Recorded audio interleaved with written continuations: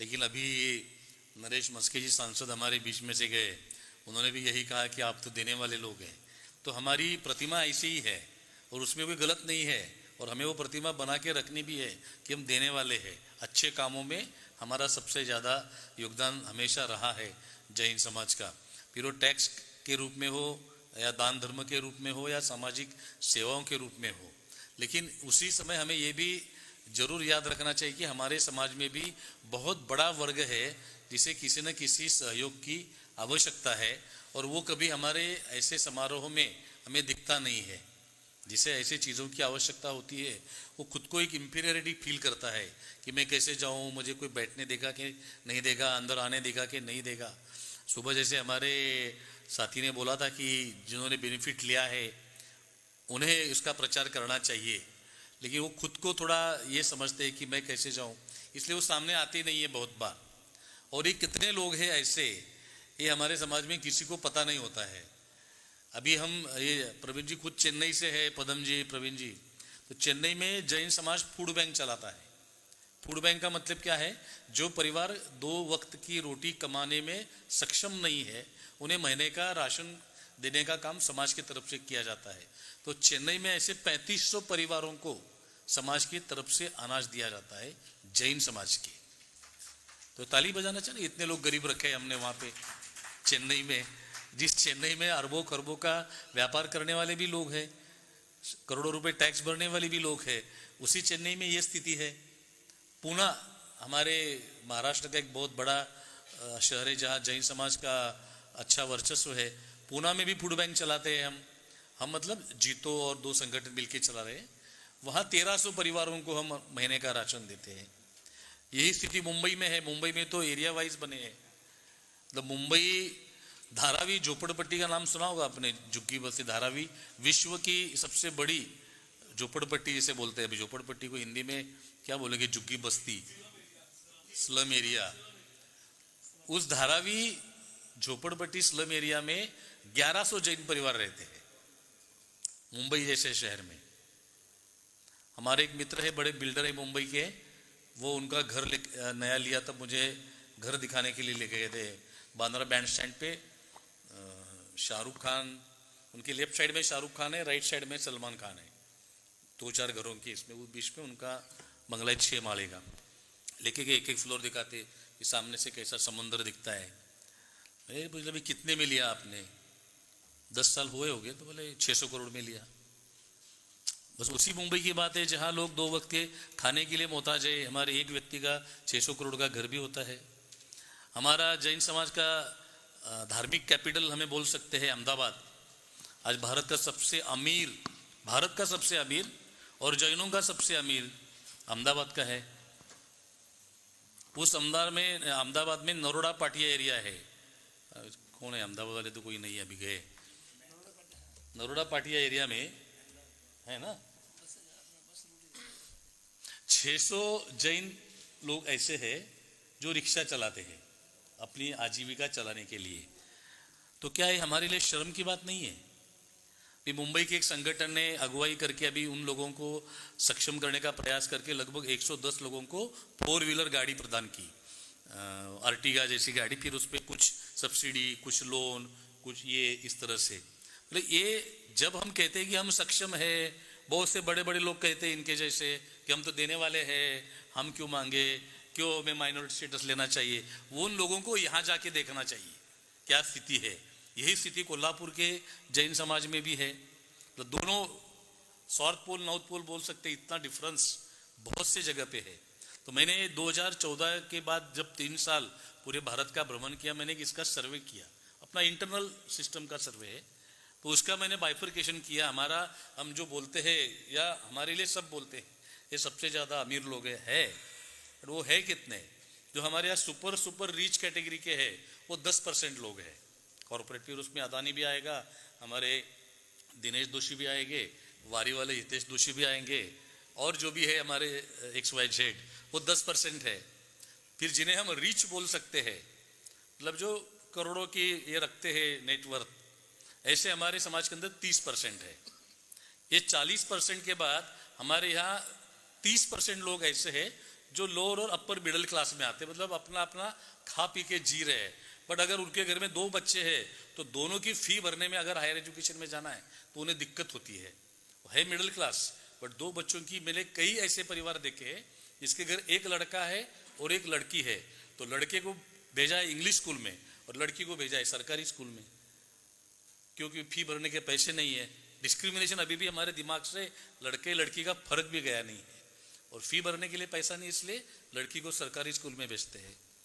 ये middle class का 30% के बाद हमारे अंदर 30% ऐसा है जो हम बिलो पॉवर्टी लाइन के ऊपर नीचे है, जो मुश्किल से अपना जीवन गुजार सकते हैं या कर्जे में है, लोन की किस्त चुका रहे हैं, इसके पास खुद का घर नहीं है, कई सारी चीजें, मतलब इतने अनुभव लिए हैं कि मैं बता नहीं सकता। बताने बैठेंगे तो 2 दिन भी कम पड़ जाएगी, इतने गंभीर स्थिति है समाज के अंदर। लोगों को बोलने में बहुत अच्छा लगता है, हम तो देने वाले, कभी मुझे तो जैकेट पहन के बैठने में भी शर्म आता है जब ऐसे लोगों के बीच जाता हूँ। इतना वास्ट डिफरेंस हमारे समाज के अंदर, इतना आर्थिक स्थिति में बहुत बड़ा अंतर है। भाई पिंपरी चिंचवड़ के एक सभागार में ऐसी बड़ी सभा थी, 700-800 जैन समाज के लोग थे पूना में, बहुत अच्छा प्रोग्राम चला था। एक यंग कपल आया, एक छोटा बच्चा था 2 साल के हाथ पे, वो सीधे स्टेज पे आए। पहले तो मुझे गुस्सा है, बोले ये क्या तरीका है, हमारा प्रोग्राम चला है तुम स्टेज पे चले आते हो।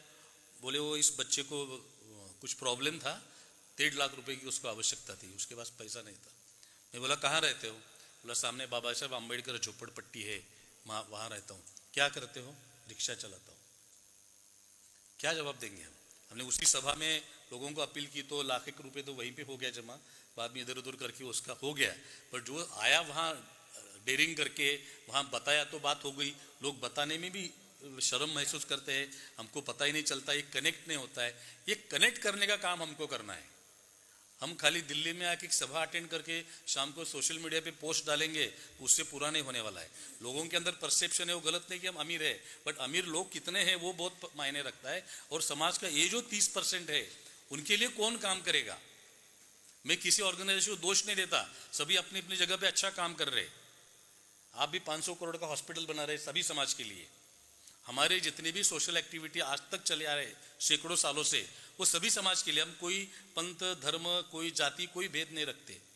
जैन धर्म एक ऐसा धर्म है, हमारे मंदिरों में किसी को जात पूछ के प्रवेश देते हैं क्या? कोई भी आ सकता है हमारे मंदिरों में, कोई रिस्ट्रिक्शन नहीं है किसी के लिए भी। हमारे कोई भी सोशल एक्टिविटी किसी के लिए रिस्ट्रिक्टेड नहीं है। लेकिन हमारे समाज के अंदर जो गरीब है उनको कौन देखेगा? वो किसी के पास सामने जा नहीं सकता मदद मांगने, कि लोग बोलेंगे तू तो जैन है, तू काहे को आया हमारे पास मदद मांगने? तो उसके लिए कौन व्यवस्था करेगा? तो सरकार ने जो हमारे लिए व्यवस्था बनाई है, हमें कनेक्ट करवाना है। ये कनेक्ट करने का काम ही चैलेंजिंग काम है। इसमें आपको बाकी तो कुछ नहीं मिलेगा, लेकिन पुण्य बहुत मिलेगा। आप जितना पॉलीमर के धंधे में कमाते हो उससे ज्यादा पुण्य से कमा सकते हैं। तो ये बहुत बार दिनेश भाई मुझे लोग मजाक में करता हूँ, आपका उदाहरण जानबूझ के देता हूँ, मैं सबको बोल नहीं सकता ना, क्योंकि सभी वैसे ही है मंच पे आके बैठने जैसे। लोग बोले तुम अभी, मुझे 40 साल हो गए सामाजिक क्षेत्र में काम करते करते।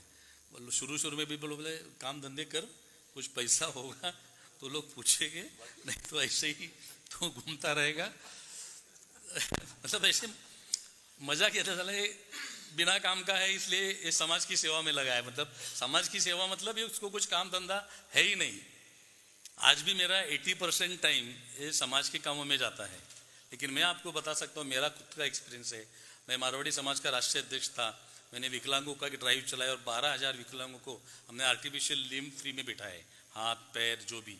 उनको जब बिठा के वो जब जाते थे, उनकी आंखों में या उनके माँ बाप की आंखों में जो आंसू होते थे, उसका मूल्य कभी पैसों में नहीं हो सकता है। 12,000 लोगों को मैंने जो बिठाए, उन सब ने थोड़ा बहुत तो आशीर्वाद दिया होगा ना मुझे। अभी हमने 2013 से कैंसर का प्रोजेक्ट चलाया है। पूरे भारत में अपना कैंसर हॉस्पिटल जाता है, सभी मतलब नागालैंड, कोहिमा, आगरताड़ा सब जगह जाके आया, चलता ही रहता है वो साल भर। 3 लाख लोगों को हमने फ्री में कैंसर डिटेक्शन किया है और उसमें से करीब 2300-2400 को कैंसर डिटेक्ट हुआ है। 3 लाख लोगों की चेकिंग की हमने फ्री में पूरे भारत में। बिहार में भी आके गए हैं। हाँ, वापिस बुला लेंगे अपन, बेगूसराय में भी करेंगे। तो ये जो 2300-2400 लोग डिटेक्ट हुए जिन्हें कैंसर है, उसमें जो फर्स्ट और सेकंड स्टेज कैंसर वाले थे उसमें से 90% लोगों को हमने बचाया, हमने टाइम पे ट्रीटमेंट और गाइडेंस देके। जो फोर्थ स्टेज वाले थे या थर्ड स्टेज के अगले इसमें, उन्हें अनफॉर्चुनेटली हम सबको तो बचा नहीं पाए, बट जो भी 2200 लोगों की जान बच गई, उन्होंने कुछ तो आशीर्वाद दिए होंगे मुझे।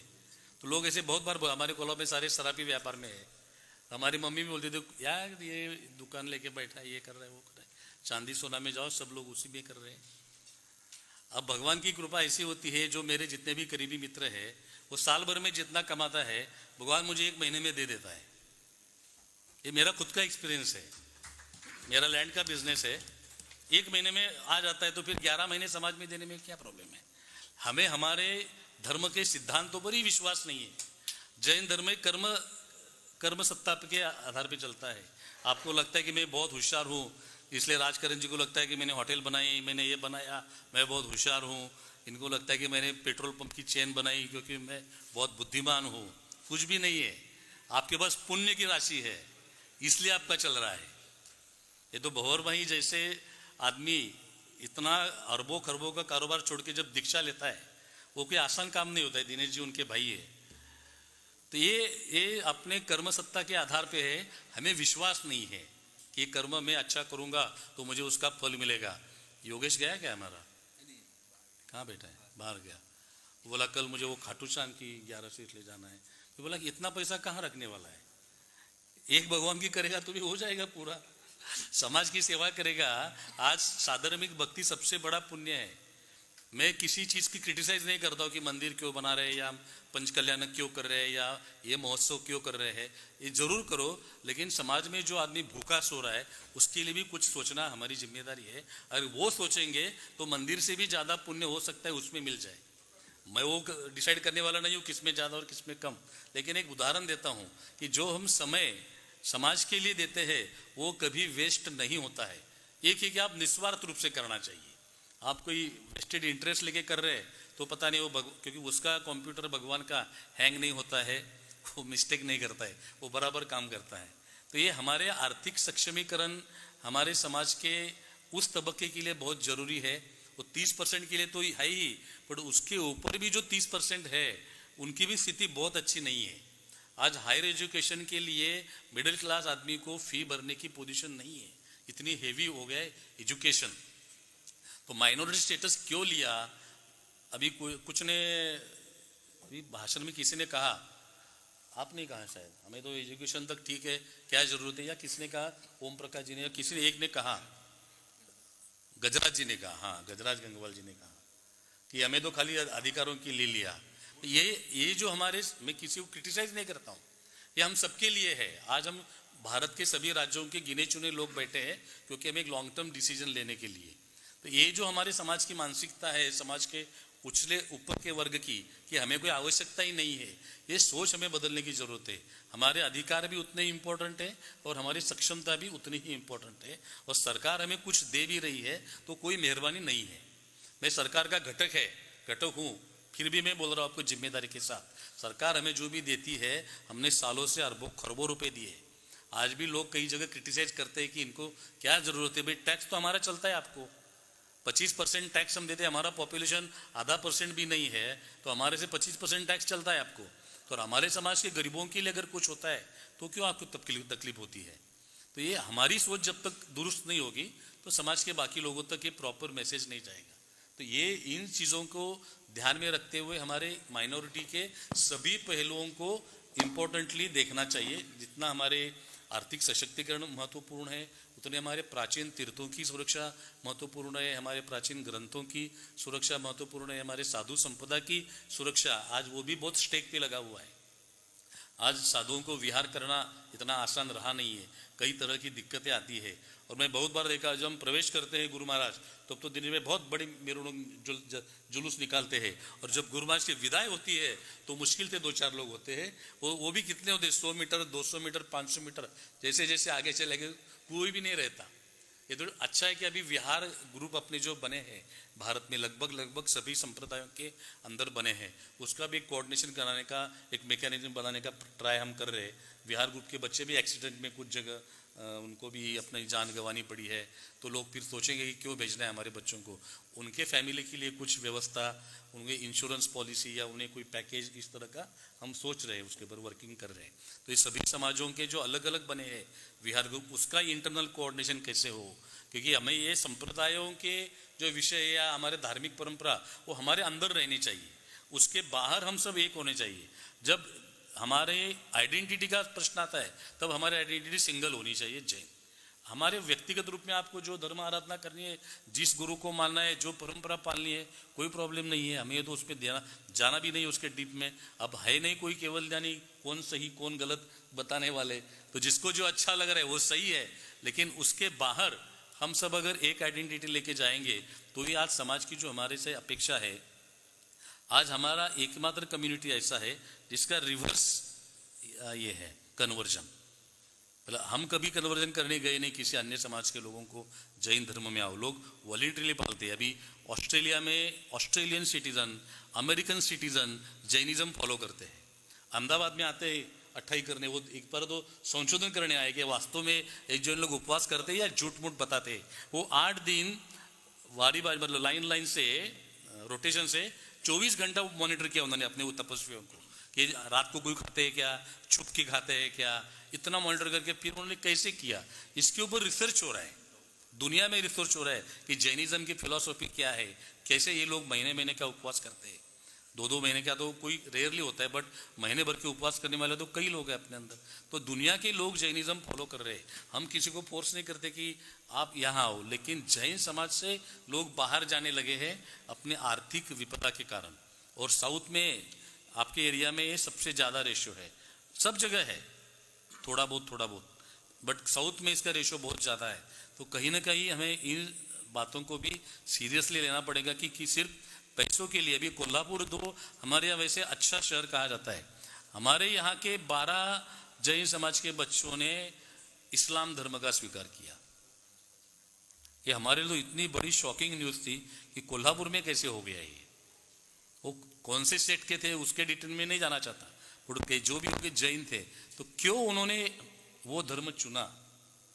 सिर्फ पैसे के लिए, कि उन्हें कोई नौकरी नहीं दे रहा है, उन्हें बिजनेस करने के लिए कोई पैसा नहीं दे रहा है, इसलिए मैं वो धर्म चुन रहा हूँ। मैं किसी धर्म अच्छा या बुरा नहीं कहता हूँ, उसको अपना खुद का घर छोड़ के दूसरे घर में जाने की इच्छा कैसे हुई, तो कहीं ना कहीं ये हमारी कमी है और वो कमी पूरा करने की क्षमता हमारे में है और उसके लिए एक व्यवस्था का निर्माण प्रभावी रूप से होना आवश्यक है। मैं थोड़ा ज़्यादा समय लिया प्रस्तावना में, प्रवीण जी को ज़्यादा समय देना था, बट वो सब्जेक्ट थोड़ा खिंचता चला गया। तो ये थोड़ा हमें बहुत गंभीर रूप से इसके ऊपर चिंतन मनन करने की आवश्यकता है। और जो सरकार का जो प्रोविज़न है, केंद्र सरकार का बजट और राज्य सरकारों का बजट मिलकर माइनॉरिटी कम्युनिटी के लिए 10,000 करोड़ का पूरे भारत में बजट है। तो उसमें से हमारे हिस्से में जो भी आता है वो समाज तक पहुँचे कैसे, इसके लिए हमारी एक व्यवस्था प्रभावी रूप से होने की आवश्यकता है। और आप सब लोग इसके लिए जरूर इसके अंदर अपनी सहभागिता प्रदान